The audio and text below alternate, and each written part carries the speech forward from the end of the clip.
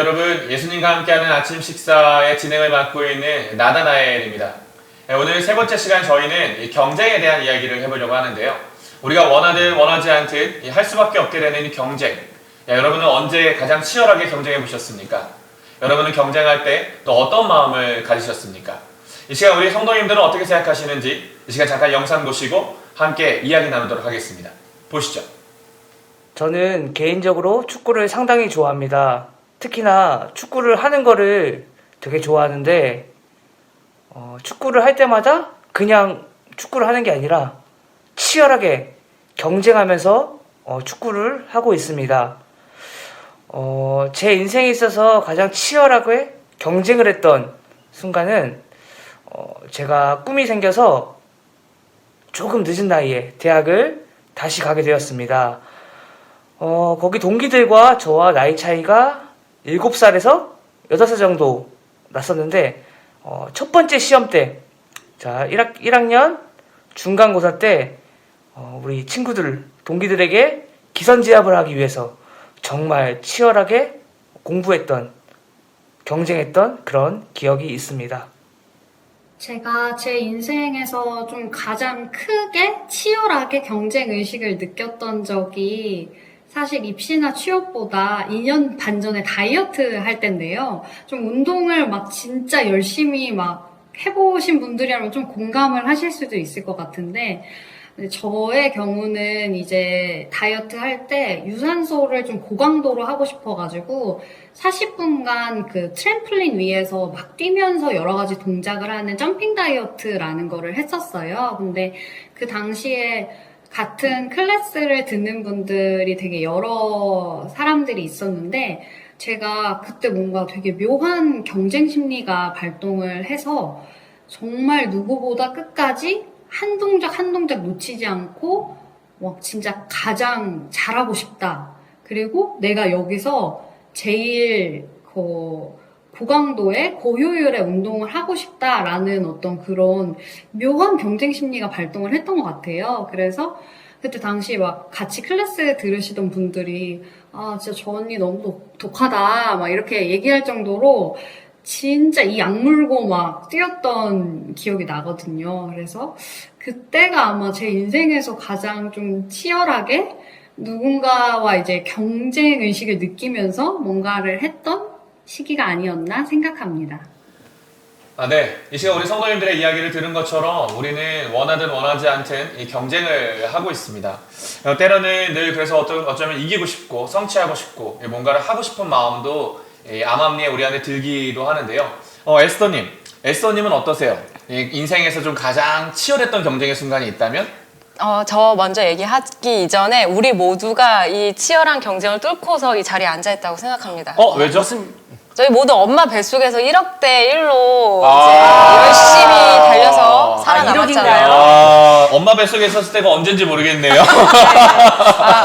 그리고 저는 이제 가장 치열했다는 경쟁보다는 제 삶이 그냥 항상 치열했던 경쟁이었던 것 같아요. 삶 자체가. 네, 항상 잘하고 싶고 남들한테 잘 보이고 싶고 이런 생각들이 강해서 예수님 만나기 이전에는 정말 치열하게 살았던 것 같습니다. 그렇군요. 네. 뭐 다 그런 마음이 있는 것 같아요. 뭐 저는 예수님을 만났어도 네, 뭔가 사실. 더 잘하고 싶고 막 이런 마음들이 항상 있어서 좀 이게 그런 내적인 싸움들이 항상 있는데, 어떻게 우리 루디아님은 뭐 안 그러실 것 같아. 이렇게 막 시원시원하셔서 뭐 괜찮으시죠? 맞아요. 진짜 나다나엘님이 정확하게 말씀하셨어요. 저는 별로 그렇게 경쟁하고 싶지 않았는데 그런데 애 낳고 애 키우고 학교 보내고 학창 시절에 애들을 보내면서 굉장히 치열하게 싸웠어요. 나는 괜찮지만 또 애들이니까. 그렇죠. 또. 저는 괜찮았는데 애들 문제는 정말 싸움 튀기면서 그냥 우리 애를 합격시키려면 그냥 남을 떨어뜨리고 밀쳐내고 맞아요. 이게 약간 아이는 좀 다른 것 같긴 해요. 달라요. 달라요. 어떻게 폴님은 어떠세요? 경쟁하면은 어떤 이미지가 떠오르십니까? 그 요즘에 하는 드라마 중에 그 오징어 게임이라는 요즘 같다 핫한 드라마. 네, 근데 그게 좀 드라마가 좀 무섭더라고요. 맞아요. 되게 잔인하다고 그러더라고요. 드라마에 대해 얘기해보세요. 상대판의 그 가장 그 경쟁의 치열한 모습들을 단면을 보여주고 있는데 이 게임에 참가해서 1등을 하게 되면은 456억이라는 이 상금이 걸려 있다고 하니까 쏠리는데요, 많은 또? 사람들이 그 경쟁에 참여하게 되는데 그 참여한 사람들을 살펴보면은 빚쟁이에게 쫓기는 사람들, 빚더미에 쌓여있는 사람들, 가난하고 힘든 사람들이 한 자리에 모여서 경쟁에서 그 우승하기 위해서 남을 떨어뜨리거나 그 남을 밟고 일어서야지만 그 상금을 받을 수 있기 때문에 가장 치열한 모습들을 보여주게 됩니다. 제목이 거기서 오징어 경쟁이 게임. 나오니까. 근데 폴, 네. 이거 지금 번외 질문인데 시청자 게시판에 그런 게 있어가지고 네. 왜 폴은 폴이냐? 네. 정말 바울의 그 폴이냐? 이런 질문인데 왜 닉네임을 폴로 하셨어요? 제 마음은 이제 사도 바울처럼 쓰임 받고 싶은 마음이 있는데 현실은 폴 때처럼 그래서 폴이라고 했습니다. 아유, 저는 예쁜데요? 네. 엄청 현실은 부러워요. 폴 때처럼 말라서 폴이에요? 네. 근데 그렇게 보이지 않는데? 이 맞아, 옷이 지금 아, 가린 거예요, 이게 다. 약간 이렇게 예, 좀 예. 큼직하게. 네, 좀 뭔가 이게 좀 가리고 살아가. 그러시구나. 네. 그럼 계속 좀 이야기를 좀 나눠 보시죠. 이 오징어 게임이 어떤 주로 게임들을 거기서 이제 다루던가요? 그 안에서. 네, 첫 번째는 제가 얘기해 드릴게요. 네네네. 첫 번째는 무궁화 꽃이 피었습니다. 무궁화 꽃이 피었습니다. 아하. 그런데 이제 움직임이 보였을 때 움직임이 다 이렇게 그냥 총으로 쏘내잖아요. 근데 총으로 다 쏴서 헐. 죽어요. 근데 너무 잔인한 게임이더라고요. 이제 두 번째는 달고나 뽑기. 재밌게 많이 했던 많이 했죠. 달고나 뽑기. 엄청 많이 했죠. 이것도 이제 못 맞춰서 이제 못 맞추게 되면은 바로 옆에서 총알을 다 예전에 저희는 50원 주고 사 먹고 그랬는데. 50원? 네. 50원이면 나이가 다 나오는 거 집에서 아니에요? 국자 많이 따서 먹기도 나다나엘이. 했고. 지금은 하나에 1,000원에 팔더라고요. 우와. 네. 그리고 세 번째는 줄다리기, 네 번째는 구슬치기, 구슬치기. 다섯 번째는 징검다리, 여섯 번째가 이제 마지막 오징어 오징어 게임. 게임으로 끝나는 건데. 저도 중학교 때 오징어 게임 친구들하고 하면서 교복 많이 찢어 먹었어요. 저도요. 맞아요. 네. 근데 그 게임에서는 살지만 이 게임에서는 이제 시간 초과하거나 이제 탈락되거나 그러면 이제 죽음으로 끝나는 그렇구나. 그런 잔인한 게임입니다. 그러니까 그래도 어렸을 때 이 어떤 추억에서 굉장히 재밌게 친구들하고 놀던 게임을 이게 이제는 삶과 죽음의 어떤 생존으로 완전 치열하게 좀 잔인하게 만들어 버렸네요. 네. 근데 이게 좀 생각해 보면 꼭 이렇게 생명을 잃은 건 아니지만 내가 꼭 이렇게 죽은 것 같이 느껴질 때가 있잖아요. 막 이렇게 대학 입시에 떨어졌다던가 원하는 회사에 가지 못했다던가 또 어떤 이렇게 뭔가 이렇게 납품을 해야 되거나 낙찰을 받아야 되는 어떤 이 비즈니스 안에서는 뭔가 그런 것들이 늘 경쟁을 하고 있는 것 같은데 그러면 혹시 성경에는 이런 경쟁 이야기가 없나요? 이 성경에는 어떤 게 있나요? 그 요한복음 5장에 보면은 38년 된 병자 이야기가 나옵니다. 그 장소가 어디냐면 베데스다라는 연못입니다. 예수님이 유대인의 명절에 예루살렘에 올라가셨는데 그 예루살렘 양문 옆에 그 베데스다라는 연못이 있었습니다. 거기에 많은 병자들이 누워서 한 가지를 기다리고 있었는데 그것이 무엇이냐면 천사가 가끔 내려와가지고 그 연못을 움직이게 할 때가 있어요. 그때 가장 먼저 들어가는 사람은 어떤 병이든지 다 낫게 되는 거예요. 1등만? 네, 예, 그렇습니다. 근데 거기 병자들 어떤 사람들이 누워 있는지 보면은 맹인, 다리 저는 사람, 혈기 마른 사람들 이런 사람들이 그 연못만 보면서 언제 움직일까 기다리고 있는 상황인 것이죠. 그 베데스다라는 이름의 뜻이 자비의 집인데 전혀 자비는 찾아볼 수 없고 아픈 자비가 병자들끼리 전혀 없네요. 싸우고 있는 상황인 거죠. 예루살렘에서는 하나님께 찬양하는 그 명절날 기쁨으로 막 축제가 벌어지고 있는데 베데스다 연못에서는 아픈 사람들끼리 치열하게 경쟁하면서 먼저 들어가려고. 그러니까 한쪽에서는 막 파티가 네. 막 벌어지고 네. 있는데 한쪽은 거의 뭐 생지옥 같은 네. 그런 삶이 여기 펼쳐지는군요. 네. 거기에 예수님이 이제 오셨다는 얘기인 거죠. 네, 맞습니다. 아. 그 38년 된 병자에게 다가가셔서 예수님이 질문하십니다. 내가 낫고자 하느냐 질문하실 때 이 병자는 전혀 엉뚱한 대답을 하게 되는데 예수님은 그 병자에게 일어나 내 자리를 들고 걸어라 했을 때 그 병자가 고침받는 기적을 체험하게 됩니다. 근데 저는 이 장면을 좀 성경에서 읽을 때마다 늘 좀 생각했던 것이 뭐냐면 예수님이 네가 낫고자 하느냐라고 물으셨던 그 질문이 굉장히 좀 뭐랄까 생각해봐야 되지 않을까? 이게 뭔가 좀 핵심 질문으로 들려질 때가 있거든요. 루디아님은 그렇지 않으세요? 이게 좀 질문이 굉장히 뻔한 질문 같은데 굉장히 좀 핵심적인 질문처럼 느껴지지 않으세요? 저도 그래요.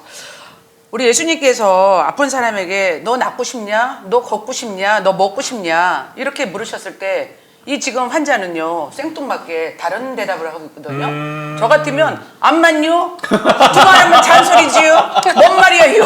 빨리 고쳐주세요. 아이 그래 이런 그래요. 네. 아 그래 맞아 전혀 다른 이야기를 하고 있어요. 근데 어떤 이야기를 하고 있는 건가요, 에스더?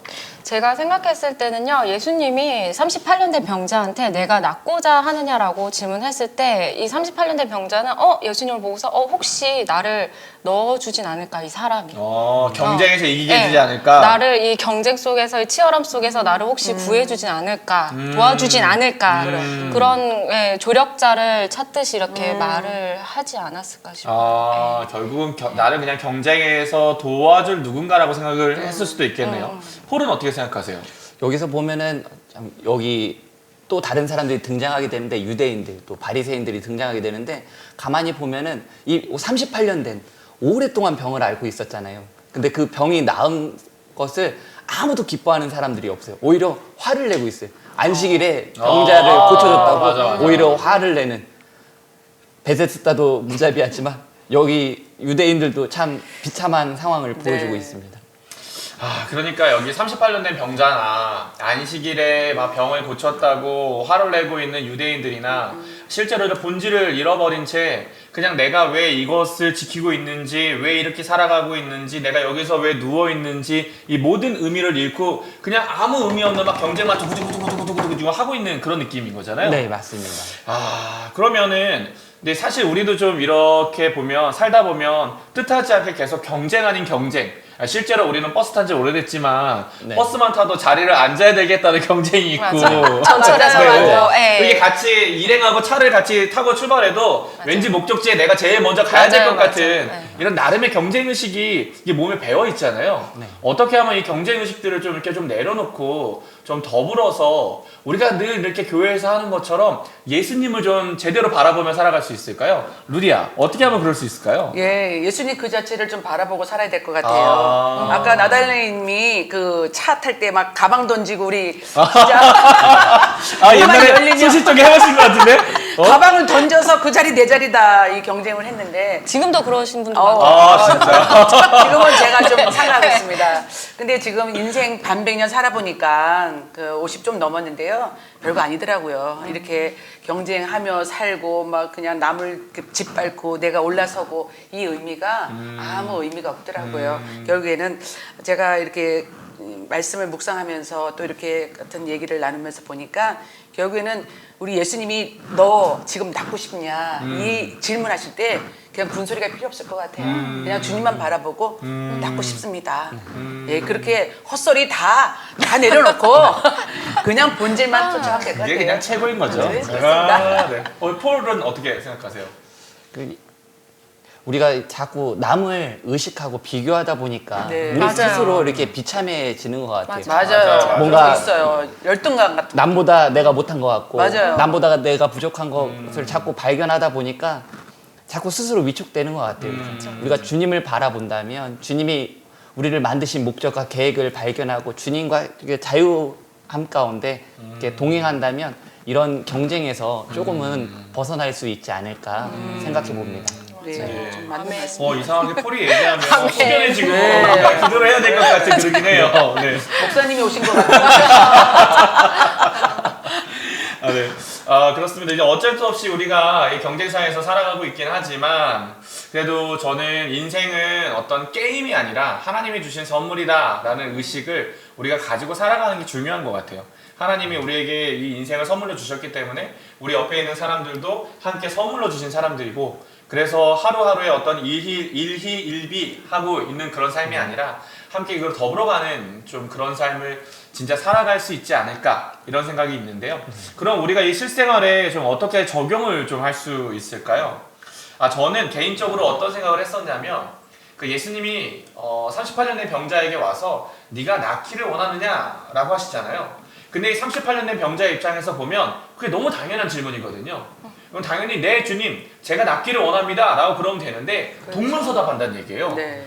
막 나를 도와줄 사람이 없어요 이런 것처럼 혹여나 주님이 저한테 오셔서 나다니엘 이름 나올 뻔했어요. 네네 나다나엘 너가 무엇을 원하느냐라고 물으셨을 때 저도 막 그래도 내가 나다나엘이니까 주님 제가 진실하게 살고 싶어요. 막 성령으로 충만하고 싶어요. 막 이런 거 해야 되는데 주님 제가 사실은 여기 잠깐만요. 버킷리스트가 막 꺼낼 것 같은 좀 그런 생각이 들 때가 있거든요. 그래서 좀 여기에 대한 본질들 정말 하나님 앞에 내가 하나님이 물으시면 나는 어떤 기도를 하고 싶을까? 좀 이거를 곰곰이 한번 생각해보는 저는 그런 적용을 해보고 싶은데 에스더님은 어떻게 적용하시겠어요? 저는요, 이제 내가 누구인지, 내가 어떻게 살아가야 하는지를 잊어버렸을 때 길을 잃어버리는 것 같아요. 그러니까 다른 목적처럼 진짜 그런 38년 된 병자가 얘기했던 것처럼 동문서답을 하면서 다른 거를 바라보는 것 같아요. 그러니까 나에게 찾아오신 예수님을 못 보고 예수님 좀 비켜봐요. 내가 이거 필요하다고 했잖아요. 난 이게 중요하다니까요. 자꾸 이렇게 되는 것 같아요. 그래서 오늘 이야기들을 통해서 내가 누구인지, 내가 어떻게 살아가야 지는지에 대해서 이제 좀 깊게 생각해보는 시간을 가져야 할 것 같아요. 그래서 내가 1등 할 거야, 내가 잘할 거야 이런 생각을 뒤로 하고 내가 나눌 수 있는 것이 무엇일까? 집에 돌아가서 오늘 좀 나눠 게 있는지 찾아보는 찾아보시고 시간을 저한테도 좀 나눠주세요. 전화 드릴게요. 전화 드릴게요. 우리 유포는요? 저는 늘 살아갈 때 그런 생각에 갇혀 있었던 것 같아요. 사람들이 보는 나. 세상에서 보는 나. 아니, 이런 초점들이 자꾸 나를 위축하게 되고 목사님 모르게 만드는 제가 것 하고 싶은 같아요. 얘기가 그 얘기였어요. 잠깐만 기도해야 될 것 같고. 네. 아멘 해야 될 것 같고. 이런 시선을 바꿔서 하나님이 보시는 나, 하나님이 사랑하시는 나, 아멘. 예. 하나님과 동행하는 나를 바라본다면 좀 더 우리가 좀 주님 안에서 자유롭지 않을까 생각해 봅니다. 고린도전서 13장 사랑장인데 그 뒷부분에 이런 말씀이 있어요. 지금은 거울로 보는 것 같이 희미하나 그때는 주님이 나를 온전히 아시는 것 같이 나도 온전히 알게 될 것이다. 지금 아니 오늘 새벽에 목사님이 말씀하신 것 같은데. 그러니까 여기서 제일 중요한 게 뭐냐면 주님이 온전히 나를 아신다는 거예요. 나의 연약함도 아시고 이런 경쟁 세상 속에서 힘겨워하는 나를 아시는 주님께서 늘 나를 사랑하시고 동행하시고 오늘도 힘을 주시고 계신다는 것을 기억하면 우리가 좀 더 그 안에서 좀 힘을 낼 수 있지 않을까 생각해 봅니다. 네. 저희 그냥 간단하게 얘기하려고 그러는데 자꾸 설교를 듣고 있는 마음이 편안해졌어요. 난 너무 설교 듣는 느낌이어가지고요. 회개가 일어나고 뭔가 기도해야 될 것 같아요. 자 마지막 그래도 루디야. 예, 저도 오늘 폴님이 말씀하신 것처럼 저도 동감이고요. 지금 갑자기 들은 생각은 이제 반백년 넘게 살았는데 지금까지 제가 10가지 중에서 한 가지만의 자료도 저를 쓰셨잖아요. 그러면 저는 이제는 이제 남은 여생은 우리 주님을 위해서 주님 제가 주님을 위해서 뭘 해드릴까요? 이렇게 한번 너무 좋은 질문이네요. 그렇게 한번 갑자기 생각이 들었습니다. 이렇게 이제 앞으로는 주님한테 늘 달라고만 떼쓰는 것이 아니라 주님이 저를 통해서 이루실 일을 말씀해 주세요. 그러면 저야 하겠습니다. 이렇게 한번 결단해 보길 원합니다. 네.